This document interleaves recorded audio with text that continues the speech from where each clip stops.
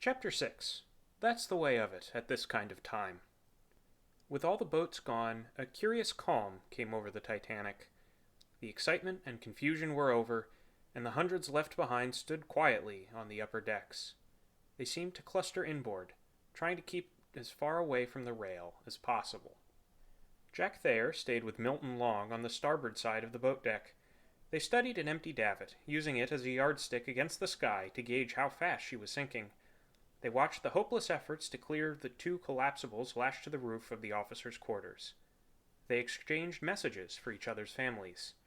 Sometimes they were just silent. Thayer thought of all the good times he had had, and of the future pleasures he would never enjoy. He thought of his father and his mother, of his sisters and brother. He felt far away, as though he were looking on from some distant place. He felt very, very sorry for himself. Colonel Gracie, standing a little way off, felt curiously breathless. Later, he rather stuffily explained that it was the feeling when vox fashibus haesit as frequently to the old Trojan hero of our school days. At the time, he merely said to himself, "Goodbye to all at home." In the wireless shack, there was no time for either self-pity or vox fashibus haesit. Phillips was still working the set, but the power was very low. Bride stood by, watching people rummage the officers' quarters and the gym, looking for extra life belts. It was 2:05 when Captain Smith entered the shack for the last time. "Men, you have done your full duty. You can do no more. Abandon your cabin. Now, it's every man for himself." Phillips looked up for a second, then bent over the set once more. Captain Smith tried again. "You look out for yourselves. I release you." A pause. Then he added softly, "That's the way of it at this kind of time." Phillips went on working. Bride began to gather up their papers. Captain Smith returned to the boat deck, walked about speaking informally to men here and there. To Fireman James McGann, "Well, boys, it's every man for himself." Again to Oiler Alfred White, "Well, boys, I guess it's every man for himself." To Steward Edward Brown, "Well, boys, do your best for the women and children, and look out for yourselves." To the men on the roof of the officers' quarters, "You've done your duty, boys. Now every man for himself." Then he walked back on the bridge. Some of the men took the captain at his word and jumped overboard. Night Baker Walter Belford leaped as far out as he could, cannonballed into the water in a sitting position. He still shudders and sucks his breath sharply when he thinks of the stabbing cold. Greaser Fred Scott, just up from Boiler Room 4, tried to slide down an empty fall, missed, and took a belly flopper into the sea. He was picked up by Boat 4, still standing by the ship, but trying to row clear of the barrels and deck chairs that were now hurtling down. Steward Cunningham made a hefty leap and also managed to reach number 4. But most of the crew stuck to the ship. On top of the officers' quarters, Lightoller noticed Trimmer Hemming at work on one of the tangled collapsibles. Yet Hemming should have gone long ago, as part of the crew in number 6. "Why haven't you gone, Hemming?" "Oh, plenty of time yet, sir." Not far away, two young stewards idly watched Lightoller, Hemming, and the others at work.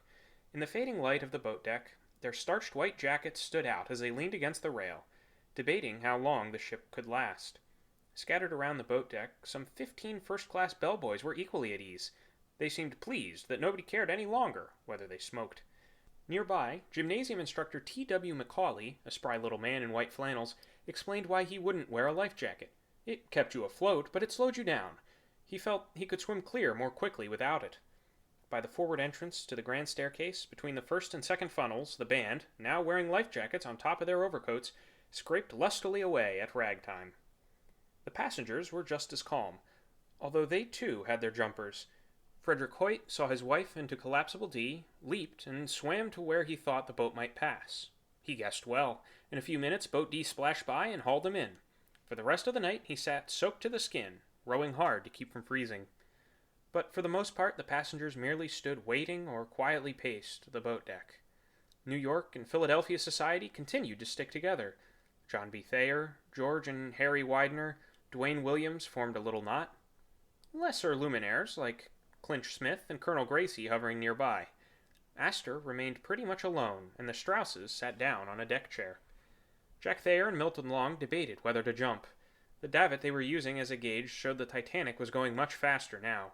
Thayer wanted to jump out, catch an empty lifeboat fall, slide down, and swim out to the boats he could dimly see 500 to 600 yards away. He was a good swimmer. Long, not nearly as good, argued against it and persuaded Thayer not to try. Further forward, Colonel Gracie lent his penknife to the men struggling with the collapsibles lashed to the officers' quarters. They were having a hard time, and Gracie wondered why. Some of the third-class passengers had now worked their way up to the boat deck, and others were drifting toward the gradually rising stern. The after-poop deck, normally third-class space anyhow, was suddenly becoming attractive to all kinds of people. Olaus Abelseth was one of those who had reached the boat deck. Most of the evening he had been all the way aft with his cousin, his brother-in-law, and the two Norwegian girls. With other steerage men and women, they aimlessly waited for someone to tell them what to do. Around 1:30, an officer opened the gate to first class and ordered the women to the boat deck. At 2 o'clock, the men were allowed up too. Many now preferred to stay where they were. This would clearly be the last point above the water. But Abelseth, his cousin, and brother-in-law went up on the chance there was still a boat left. The last boat was pulling away. So they just stood there, as worried about being in first class as by the circumstances that brought them there. Abelseth watched the crew trying to free the collapsibles. Once an officer, searching for extra hands, called, "Are there any sailors here?" Abelseth had spent 16 of his 27 years on the sea and felt he should speak up, but his cousin and brother-in-law pleaded, "No, let us just stay here together." So they did. They felt rather awkward and said very little. It was even more awkward when Mr. and Mrs. Strauss drew near. "Please," the old gentleman was saying, "get into a lifeboat and be saved." "No, let me stay with you," she replied. Abelseth turned and looked the other way. Within the ship, the heavy silence of the deserted rooms had a drama of its own. The crystal chandeliers of the a la carte restaurant hung at a crazy angle, but they still burned brightly, lighting the fawn panels of French walnut and the rose-colored carpet. A few of the little table lights with their pink silk shades had fallen over, and someone was rummaging in the pantry, perhaps for something to fortify himself. The Louis Quinze lounge, with its big fireplace, was silent and empty. The Palm Court was equally deserted. One passerby found it hard to believe that just 4 hours ago it was filled with exquisitely dressed ladies and gentlemen sipping after-dinner coffee, listening to chamber music by the same men who now played gay songs on the boat deck above. The smoking room was not completely empty. When a steward looked in at 2:10, he was surprised to see Thomas Andrews standing all alone in the room. Andrews' lifebelt lay carelessly across the green cloth on top of a card table. His arms were folded over his chest. His look was stunned. All his drive and energy were gone. A moment of odd silence, and the steward timidly broke in. "Aren't you going to try for it, Mr. Andrews?" There was no answer, not even a trace that he heard. The builder of the Titanic merely stared aft.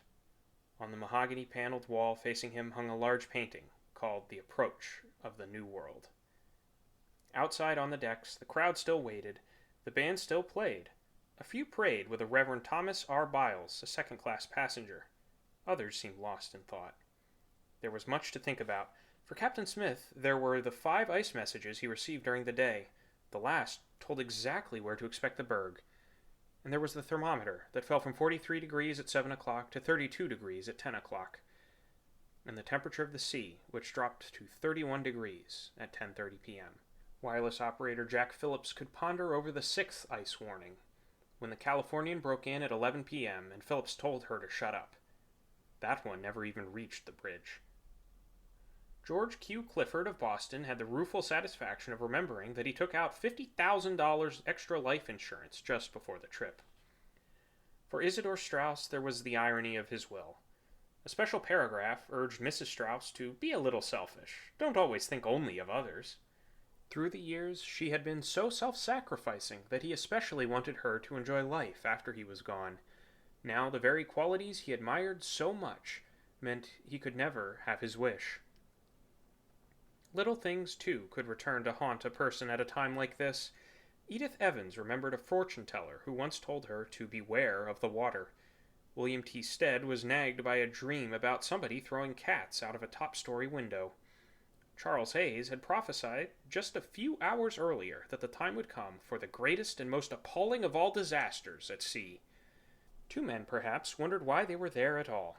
Archie Butt didn't want to go abroad, but he needed a rest, and Frank Millet badgered President Taft into sending Butt with a message to the Pope.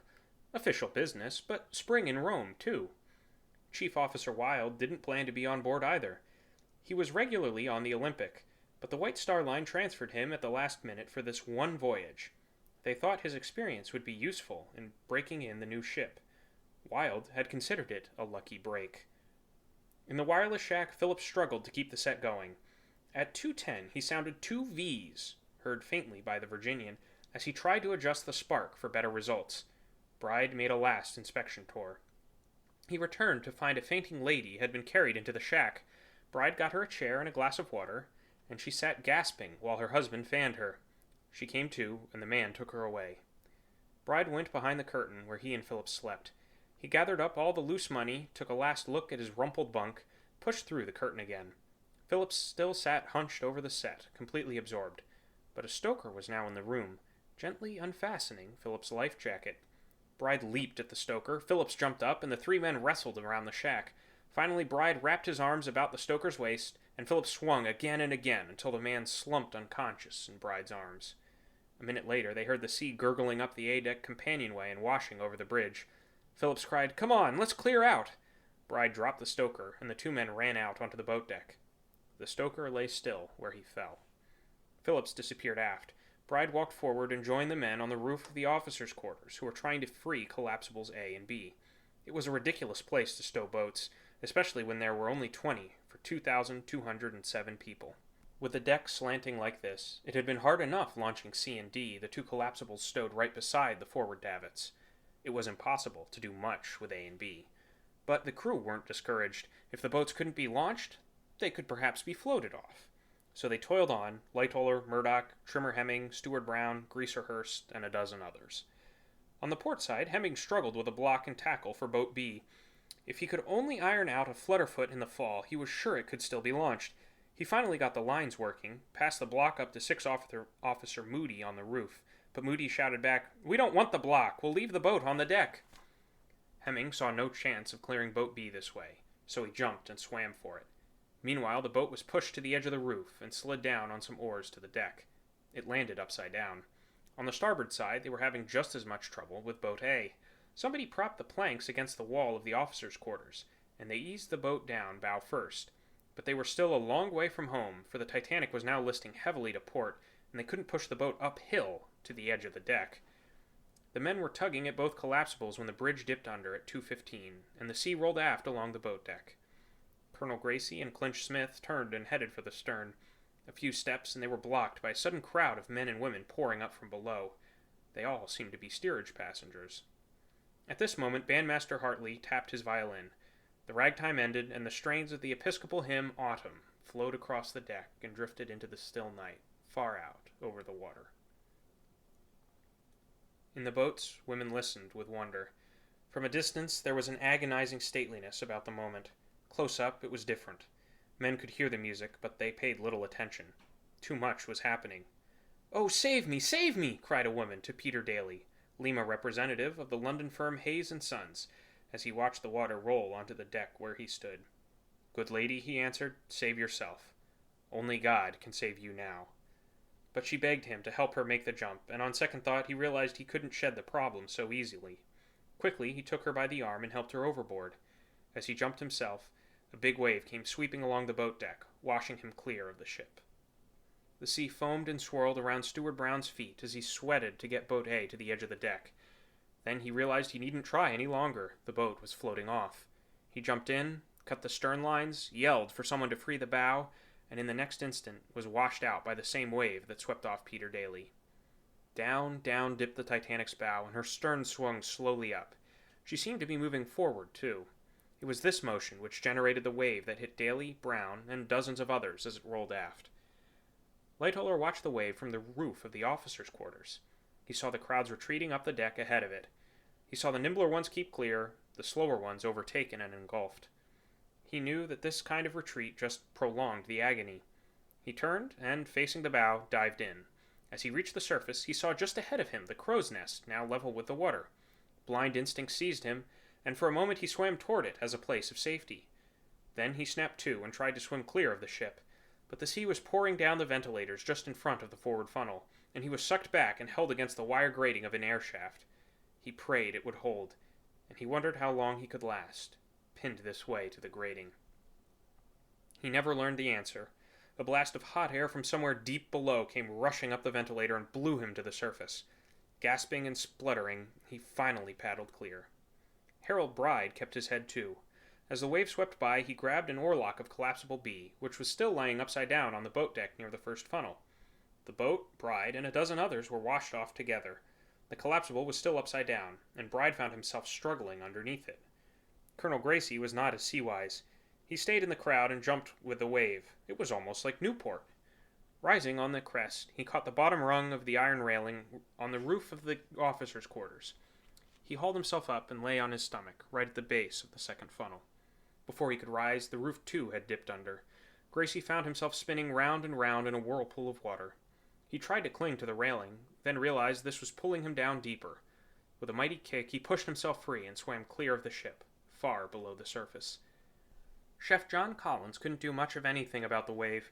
He had a baby in his arms. For 5 minutes, he and a deck steward had been trying to help a steerage woman with 2 children. First, they heard there was a boat on the port side. They ran there and heard it was on the starboard side. When they got there, somebody said their best chance was headed for the stern. Bewildered, they were standing undecided, Collins holding one of the babies, when they were all swept overboard by the wave. He never saw the others again, and the child was washed out of his arms. Jack Thayer and Milton Long saw the wave coming too. They were standing by the starboard rail opposite the second funnel, trying to keep clear of the crowd swarming the stern. Instead of making for a higher point, they felt the time had come to jump and swim for it. They shook hands and wished each other luck. Long put his legs over the rail, while Thayer straddled it and began unbuttoning his overcoat. Long, hanging over the side and holding the rail with his hands, looked up at Thayer and asked, "You're coming, boy?" "Go ahead. I'll be right with you," Thayer reassured him. Long slid down, facing the ship. 10 seconds later, Thayer swung his other leg over the rail and sat facing out. He was about 10 feet above the water. Then, with a push, he jumped out as far as he could. Of these 2 techniques for abandoning ship, Thayer's was the one that worked. The wave never reached Olas Abelseth. Standing by the 4th funnel, he was too far back. Instead of plunging under, this part of the ship was swinging higher and higher. As she swung up, Abelseth heard a popping and a cracking, a series of muffled thuds, the crash of glassware, the clatter of deck chairs sliding down. The slant of the deck grew so steep that people could no longer stand, so they fell, and Abelseth watched them slide into the water right on the deck. Abelseth and his relatives hung on by clinging to a rope on one of the davits. "We better jump, or the suction will take us down," his brother-in-law urged. "No," said Abelseth, "we won't jump yet. We ain't got much show anyhow, so we might as well stay as long as we can." "We must jump off," the cry came again, but Abelseth held firm. "No, not yet." Minutes later, when the water was only 5 feet away, the 3 men finally jumped, holding one another's hands. They came sputtering to the surface. Abelseth hopelessly snarled in some rope from somewhere. He had to free his hands to untangle the line, and his cousin and brother-in-law were washed away. Somehow he got loose, but he said to himself, "I'm a goner." In the maelstrom of ropes, deck chairs, planking, and wildly swirling water, nobody knew what happened to most of the people.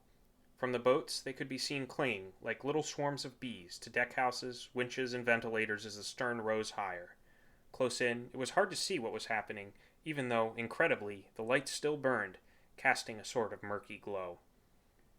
In the stories told later, Archie Butt had a dozen different endings, all gallant, none verified. According to one newspaper, Miss Marie Young, music teacher to Teddy Roosevelt's children, remembered him calling, "Goodbye, Miss Young. Remember me to the folks back home." Yet the papers also reported Miss Young as saying she saw the iceberg an hour before the crash. In an interview attributed to Mrs. Henry B. Harris, Archie Butt was described as a pillar of strength, using his fists here, a big brother approach there, to handle the weaklings.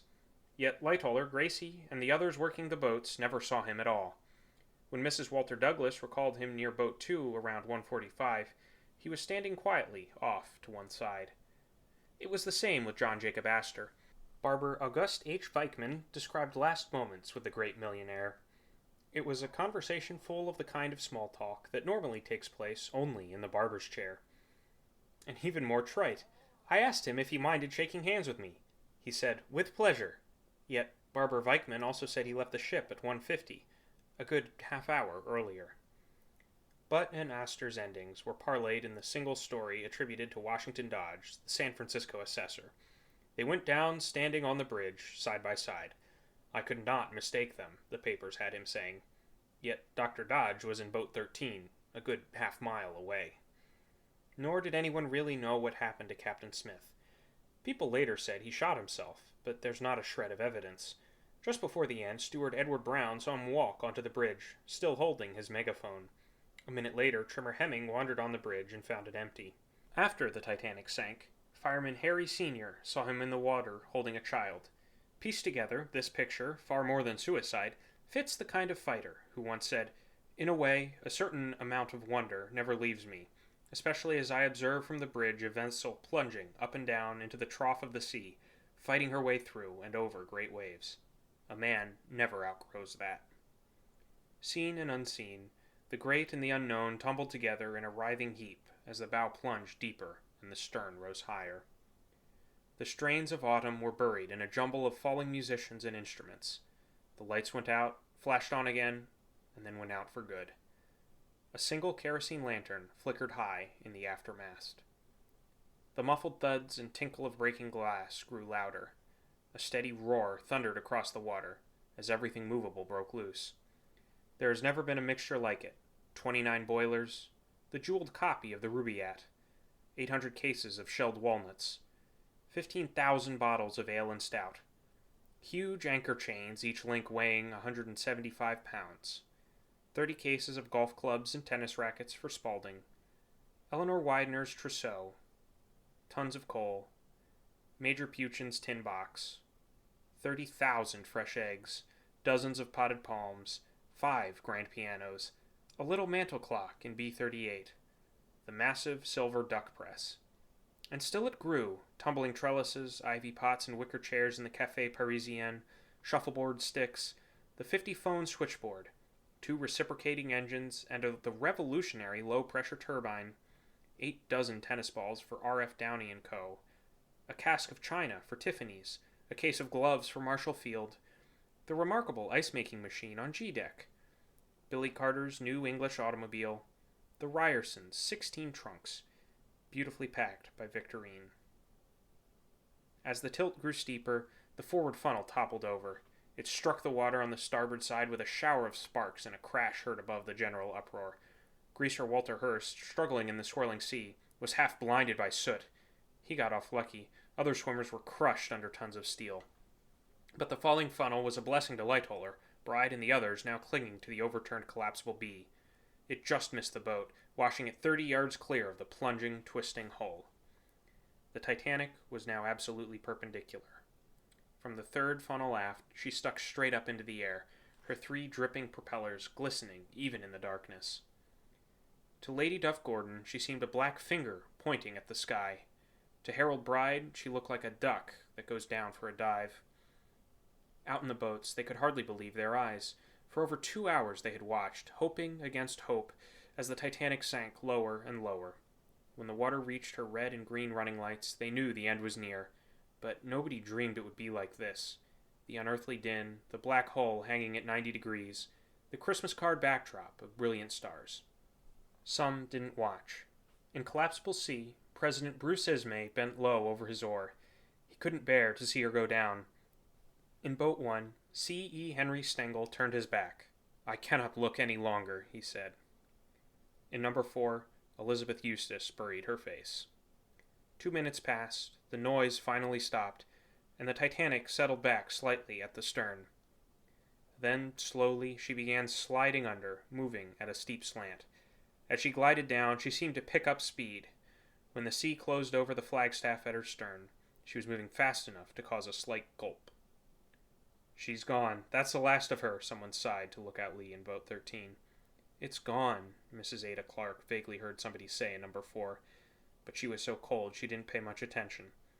Most of the other women were the same. They just sat dazed, dumbfounded, without showing any emotion.